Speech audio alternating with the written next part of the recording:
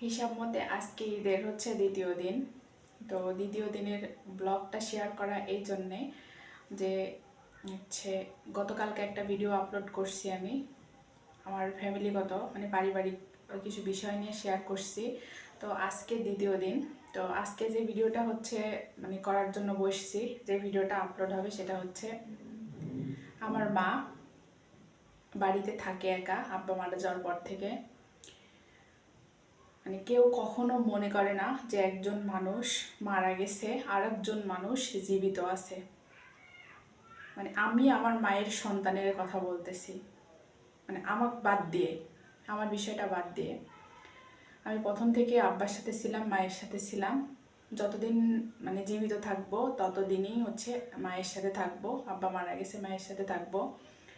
তো এই বিষয়গুলো নিয়ে কেন কথা বলি, কেন ভিডিও আপলোড করি, এই আমি কারোর কোনো ভিউজের আশাও না বা এটা হচ্ছে ভাইরাল হবে সেটার আশাও না। এই বিষয়গুলি আমার কিছু কথা রেকর্ড হয় আমার পেজে আপলোড হয়ে থাকুক প্রমাণস্বরূপ, এই জন্য এই ভিডিওগুলো আমি আপলোড করি। কারো দেখতে মন চাইলে দেখবে, কারো মন না চাইলে সে ইগনোর করতে পারে। তো হিসাব মতো আজকে ঈদের দ্বিতীয় দিন। মা রোজা করছে 1 মাস একা, কেউ মায়ের খোঁজ খবর নেয়নি। যখন কারো স্বার্থের দরকার হয়েছে তখন আসছে, স্বার্থ শেষ হয়েছে চলে গেছে।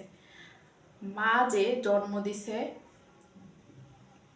মানুষ করছে, সেই রকমভাবে কেউ মায়ের খোঁজখবর নেয় না বা খোঁজখবর নিতেও আসেনি। আর আব্বা যখন জীবিত ছিল তখন দীর্ঘ 22 বৎসর আমাদের সাথে ওদের কোনো সম্পর্ক ছিল না।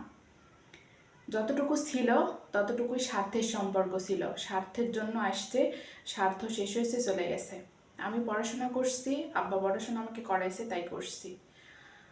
আমাকে প্রতিষ্ঠিত করতে চাইছে আব্বা, পুরোটা শক্তি ছিল আব্বার, তাই আমি চেষ্টা করছি আমার জায়গায় থেকে। তা আমাকে নিয়ে ওদের মধ্যে কোনো সমস্যা আগেও ছিল না, কখনোই ছিল না। ওদের সমস্যাটা হচ্ছে আমি, আব্বা বা মা কেউ না। ওদের সমস্যা হচ্ছে স্বার্থ। ওরা প্রথম থেকেই ওরা স্বার্থ ভালোবাসে। আমি যখন ক্লাস 2-3-তে পড়ি তখন ওরা দুজন বিয়ে করছে। একজন খালাতো বোনকে বিয়ে করছে, একজন চাচাতো বোনকে বিয়ে করছে। আর তখন থেকেই কিন্তু ওদের এই নেশাটা মানে ওদের ভিতরে ঢুকানো হয়েছে যে যেখানে স্বার্থ আছে সেখানে ওনারা আছে, স্বার্থ যেখানে নাই ওনারা সেখানে নাই। তো যাই হোক, মা যখন 1 মাস আব্বার মৃত্যুর পর থেকে মা যখন একা একটা অন্ধকার বাড়িতে, যখন রাত্রি হয় তখন একটা মানুষ কিভাবে ওই বাড়িতে থাকে আর কিভাবে নিঃশ্বাস প্রশ্বাস ফেলে একমাত্র আমার মাই বলতে পারবে। আর আমার মায়ের চোখের পানি প্রমাণ করে যে আমার মা ওই বাড়িতে কতটা কষ্ট করে প্রতিটা সেকেন্ড, প্রতিটা মুহূর্ত, আর কিভাবে আমার মা এখনো ওই বাড়িতে আছে। তো সেই ক্ষেত্রে আমি মায়ের সন্তান, আমি যখন মায়ের কাছাকাছি যাই, কথা বলি, থাকি, তখন আমি বুঝি যে আমার মা কতটা কষ্ট পায়। আমি অনেকবার চেষ্টা করছি আমার কাছে নিয়ে এসে রাখার, কারণ এখানে এসে থাকার মতো আসলে কোনো অপশন নাই মায়ের। এখানে আমি কাউরেই মানে মিন করে কথা বলতেছি না, কারণ আমার বাসা যেহেতু অনেক দূরে আর আমি থাকি যেহেতু মা ছাড়া অনেক দূরে, আর বাড়ি ফেলে এসে মায়ের এভাবে থাকা, মা বন্দি হয়ে কখনো বাড়ি ছাড়া থাকতে পারবে না। আর যেহেতু আব্বার কবর ওখানে, তো মা দূরে আসলে ওইভাবে থাকতে পারে না। আমার কাছে কিছুদিন থাকলেই মা হচ্ছে বাড়িতে যাওয়ার জন্য খুব কান্নাকাটি করছে, মন খারাপ করছে, তারপরে নিয়ে যা আবার বাড়িতে রেখে এসছি। তো মা যখন কষ্ট করে রোজার মাসে মানুষ তো দান সাদগাও করে, জাকাতও তো দেয়। রোজার মাসে মানুষ তো বড় বড় হাদিসের কথাও শোনায় মানুষে। তারপরে আবার তারা হচ্ছে জামাত করে, শিবির করে, ইসলাম করে, ধর্ম নিয়ে পড়ে থাকে। তো সব মিলাইয়া এত হাদিস শোনায়, সব মিলাইয়া তারা রোজার মাসটা তো গেছে, কিছু না নিয়ে আসুক, খালি হাতে এসে যদি মা বলতো যে মা আমি তোমার সাথে ইফতার করতে আসছি, তাও তো মার মনে শান্তি পেত। তাও তো মা ভাবতো যে হ্যাঁ আমার একটা পেটের সন্তান আমার খোঁজ নিছে, আমার সাথে এসে একটা দিন ইফতার করছে। সেটাও কেউ করেনি। আর দুইটা ছেলে না হয় খারাপ, একটা মেয়ে আছে, এই মেয়েটাও মাঝে মাঝে এরকমই করে সাথে, আচ্ছা ঠিক আছে সেটাও না বাদ দিলাম। তো যখন মা কষ্ট করে রোজা করছে, রোজা শেষ হয়ে গেছে, ঈদের সব কিছু আমি এত কষ্ট করে এত দূর থেকে যাই, মায়ের ঈদের বাজার সব কিছু করে দিয়ে আসছি যাতে মা কষ্ট না পায়। আমি ঈদ করতে চাইছিলাম কিন্তু আমার হাজব্যান্ড অসুস্থ থাকার কারণে আমি এত দূর থেকে তাকে কষ্ট দিয়ে নিয়ে যেতে চাইনি। হয়তো বা আমি জেদ করলে যাইতো, কিন্তু আমি চাইনি যে কেউ কষ্ট পাক আমার জন্য। তো আমি ওখানে ঈদ করতে পারিনি। ঈদের বাজার সব কিছু যা যা দরকার, মসজিদ থেকে শুরু করে, আব্বার মিলাদ থেকে শুরু করে, মসজিদের মোল্লার থেকে শুরু করে, সমাজের যত রিচুয়াল ছিল সব কিছু আমি ওখানে করে এসেছি। করে আসার পরে মায়ের যা কিছু যাবতীয় যেখানে যা ছিল সব কিছু আমি মিটাই দিয়ে এসেছি। তো দিয়ে যখন আমি চলে এসেছি, তখন মা বৎসরের একটা দিন, এখন সারাদিন চোখের পানি ফেলে করুক, না খাইয়ে করুক, না রান্না করে করুক, যেভাবে হোক মা বার করবে। এটাই তো মায়ের সাথে আমার কথা, এভাবেই আমার মা থাকবে। আমার মায়ের তো আলগা কোনো ভালোবাসার দরকার নাই। যেখানে তোমরা মা বলে স্বীকার করো না, যেখানে তোমরা আমার মায়ের সম্মান করতে পারো না, যেখানে বাপে কখনো স্বার্থ ছাড়া ভালোবাসেনি, সেখানে তোমার ঈদের পরের দিন আসে, বউ সাথে করে আসে, যেখানে মানে মায়ের হচ্ছে দেখাতে চাইছো, সমাজের মানুষকে দেখাইছো যে আমরা তো মায়ের সাথে ঈদ করতে আসছি। কত নিকৃষ্ট আর কত জঘন্য তোমরা! হ্যাঁ, তোমাদের বিবেক ভরে কুত্তা পোশাক করে দিছে না, কুকুর পোশাক করে দিছে তোমাদের বিবেক ভরে। তো এই ভিডিওগুলো আমি করে রাখতেছি, আপলোড দিয়ে রাখতেছি। একটা দিনও একটা কথাও অস্বীকার করতে পারবে না যে খাইয়ে দেয় বউ সাথে করে আসছো 12টার সময়, আসে মাইক বিরক্ত করে রান্না বাড়া করে খাইয়ে সব কিছু ফেলে রেখে চলে গেছো। মা কাজের মেয়ে না, মা ওগুলা পরিষ্কার করবি, মা ওগুলা সব কিছু কাজ তোমার বইলে কাজ করে দিবি, কাজ করে দেয়া মা হচ্ছে যে কষ্ট সেই কষ্টই ভোগ করবি। আমার মায়ের এত শান্তির দরকার নাই তো, আমার মা যেভাবে আছে সেভাবেই থাক। আমার মা যেভাবে থাকতে চায় সেভাবে, যে কদিন আল্লাহ বাঁচায় রাখে সে কদিন আমি যতটুকু পারি ততটুকু আমার মায়ের সাহায্য করব, ততটুকু আমার মায়ের দেখবো, ততটুকু শান্তি আমার মা পাবে। আমার মা তো তোমার কাউরে ডাকেনি, তাহলে তোমরা কি রে আলগা পিরিত দেখানোর জন্য কুত্তার মতো আসে আমার মায়ের পিছনে পিছনে ঘেউ ঘেউ করো? আর তোমাদের বউদের না, তোমাদের বউদের দরকার নাই তো। যে বউরা তোমার এই চাহিদা পূরণ করতে পারে না, সেই বউরা আমার মায়ের কাছে দিয়ে কি করো? আমার মায়ের কাছে নিয়ে আসো। আমার মা তো তোমার বউয়ের কাছে যাইতে চায় না, তোমার বউয়ের মুখও দেখতে চায় না, তোমার বউয়ের কোনো কিছু স্পর্শও করতে চায় না। তাহলে তোমার বউরে কি কিসের জন্য নিয়ে আসো আমার মায়ের কাছে? আমার মা তোমার বউ দুই বউদের দেখে না ঘৃণা করে। হ্যাঁ, তোমরা তোমার শ্বশুর বাড়িতে যাও, ঘর জামাই থাকো, তোমাদের যে বাড়ি দিয়ে গেছে না, তোমাদের যে সব কিছু দিয়ে গেছেন আমার আব্বা, সেগুলা সব বিক্রি করে দিয়া শ্বশুর বাড়িতে যাও, যায় ঘর জামাই থাকো, শ্বশুর শাশুড়ির পা টিপো, এই যে বড়টা যেরকম আছে ছোটোটা ওই রকম থাকো, কিন্তু কুত্তার মতো এসে আমার মায়ের পিছনে ঘেউ ঘেউ করো না, আর আমার মায়ের অশান্তি দিও না।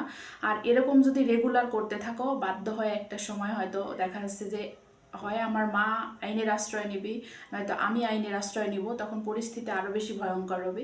তো আমি এই ভিডিওগুলো আপলোড করতেছি, এই ভিডিওগুলো তো তোমাদের সামনে পড়বি, আজকে হোক, কালকে হোক, পরশু দিনে যখনই হোক আমার এই কথাগুলি কিন্তু তোমাদের সামনে পড়বি। আর তোমরা আমাকে নিয়ে যে কথাগুলি বলো না, যে আমি কখনো কোনো দিন সুখী না, কখনো কোনো দিন সুখী হতে পারবো না, আমি অনেক সুখী। তোমাদের যদি দরকার হয় তোমরা এসে দেখে যাও আমার হাজব্যান্ড আমার কতটা সুখে রাখছে। আমি আমার শ্বশুর বাড়ির মানুষ নিয়ে কখনোই কোনো কিছু বলিনি, বলতে চাইও না। আমি কারো কাছে ভালো হতে চাই না, আর আমি কারোর পরোয়া করে চলিও না, ঠিক আছে? আমি যার সাথে আছি সে আমাকে ভালো রাখছে, আমি ভালো আছি। আল্লাহ আমার ভাগ্যে যতটুকু সুখ লিখে রাখছে ততটুকু সুখ আমি ভোগ করতেছি। তোমাদের মতো ভাই, তোমাদের মতো কাপুরুষ, তোমাদের মতো কুলাঙ্গার সন্তান আমার বাপ তো জন্ম দিছিল না। কিন্তু তোমরা যাদের কারণে এরকম কুত্তা হয়ে গেছো, তাদের কাছে যা থাকো, তাদের যত্ন করো, তোমাদের ইনকামের টাকা পয়সা তাদেরকে খাওয়াও। আর যেগুলা নিছো না আমার বাপের কাছ থেকে, সেগুলা যত দ্রুত পারো দিয়ে দিও। আর বলো না যে আমি কেউ না, আমার বাপ আমাকে জন্ম দিছে, আমি আমার বাপের আদর্শে বড় হয়েছি। আমি কখনোই আমার বাপের সাথে বেইমানি করিনি, প্রতারণা করিনি। আমি যে লক্ষ লক্ষ টাকা কামাই করছি সেটা যে করে রাখছি ওখানে, যেগুলা তোমরা এখন আত্মসাৎ করিছো, হজম করতেছো, সেগুলা ভালো মতো আমার মিটাই দিও। আমি আমি জীবিত থাকতে মিটাই দিও।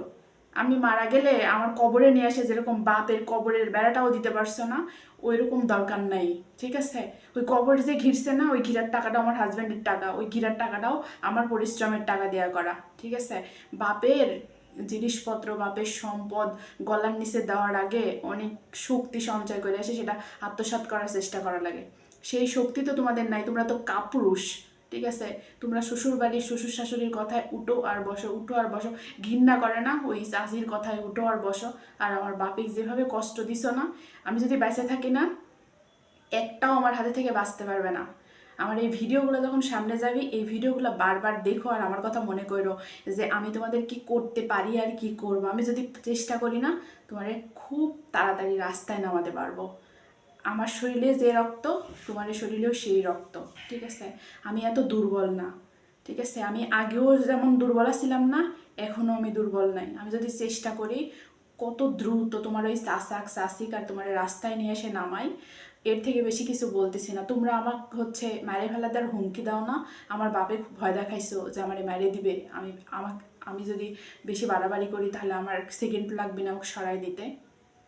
আমার সরানোর দরকার নাই। ওই যে উপরে একজন বসে আছে না, যেমন করে খেলতেছে তেমন করেই খেলবে, শুধু হজম করার চেষ্টা করো তোমরা। তোমার ওই চাষি তোমাদের বাঁচাতে পারবি না, তোমার ওই চাষাও তোমাকে বাঁচাতে পারবি না। আমার বাপেক যেরকম করে নিঃস্ব করছে তোমার ওই চাষার চাষি, তোমরা যেরকম করে নিঃস্ব করছো। আমার বাপ তো মারা গেছে, কিন্তু আমি তো মারা যাইনি, আমার মাও মারা যায়নি, দুজনে এখনো জীবিত আছে। আর এই জীবিত যদি দুজনের একজন থাকি, আল্লাহ যদি আমার বাঁচায় রাখে, মানে যেভাবে পারি সেইভাবে প্রতিশোধটা তুলব। আর তোমরা আমাকে খুব ভালো করে চিনো যে তোমার শরীরে যে রক্ত পড়ছে আমার শরীরে সেই একই রক্ত পড়ছে, শুধু তোমরা কুত্তা হয়েছো আর আমি এই তোমার দলে নাম লেখাতে পারিনি। তোমরা জানোয়ার হয়েছো, তোমার দলে আমি নাম লেখাতে পারিনি। আমার এই ভিডিওটা তোমার সামনে খুব শীঘ্রই যা পৌঁছাবে। আমার প্রত্যেকটা ভিডিও এখন থেকে আপলোড হবে। আমি রাতের ঘুম তোমারে হারাম করে দিব। তোমরা যে ঘরে ঘুমাও না, যে বিছানা ঘুমাও না, সেই বিছানা শান্তির ঘুম আর তোমরা পারতে পারবে না, ঠিক আছে? আর তোমার চাষিকে আমি কাপড় ছাড়া উলঙ্গ করে ছাড়িয়ে দিব। আমার ভিডিওগুলি দেখো আর তোমার চাষি আর চাচার সাথে পরামর্শ করো কী করে আমার বিরুদ্ধে আরও কিছু করা যায়, কী করে প্রমাণ সংগ্রহ করা যায়। আর আমার মায়ের কাছ থেকে দূরে থাকার চেষ্টা করো। যে সম্পদগুলো খাচ্ছ, যে সম্পদগুলো নিচ্ছ, ওই সম্পদের প্রতি আমার কোনো দিনই লোভ ছিল না। যদি লোভ থাকতো অনেক আগেই আমার আব্বা সব কিছু আমাকে একদম যতটুকু সম্ভব ততটুকু একদম সেপারেট করে দিত, আর আমিও তাই করে নিতাম, ঠিক আছে? তোমরা খুব ভালো করে জানো যে পুরো পৃথিবীর মানুষ একদিকে ছিল আর আমার আব্বা আমার দিকে ছিল। তো আমি কখনোই আত্মসাৎ করতে চাইনি। আমার মধ্যে ওই লোভ লালসা কোনো দিনই ছিল না, আর আমার আব্বার মধ্যেও ছিল না, আমার মায়ের মধ্যেও নাই। যদি থাকতো তাহলে আমার মায়ের বাড়ির সম্পদ নিয়ে এসে তোমার দুই ভাইয়ের হাতে তুলে দিত না। আমার মা কম সম্পদ নিয়ে আসেনি মায়ের বাড়ি থেকে, সেটাও তোমার দুই ভাইয়ের হাতে তুলে দিছে। অনেক বিশ্বাস করছে, অনেক ঠকাইছো, এখন পর্যন্ত ঠকাই যাচ্ছ। এখন একটু শক্ত হয়ে দাঁড়াও, হ্যাঁ, আমার মোকাবেলা করার জন্যে।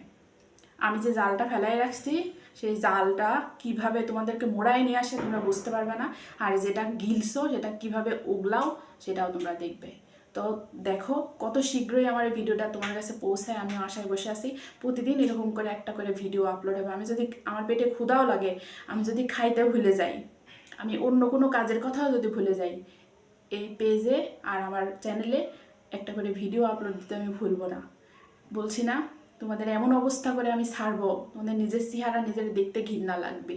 কথাটা মনে রাখো, তোমাদের শরীরে যে রক্ত পড়ছে আমার শরীরে সেই একই রক্তই আছে, শুধু পার্থক্য আমি আমার বাপের মেয়ে। কথাটা মিলাই নিও। আর ভিডিওটা কিছুক্ষণের মধ্যে আপলোড হলে আমি জানি যে কিছুক্ষণের মধ্যে ভিডিওটা তোমার কাছে পৌঁছায় যাবে। এরকম করেই আমি তোমার ঘুম হারাম করব। ভালো থেকো।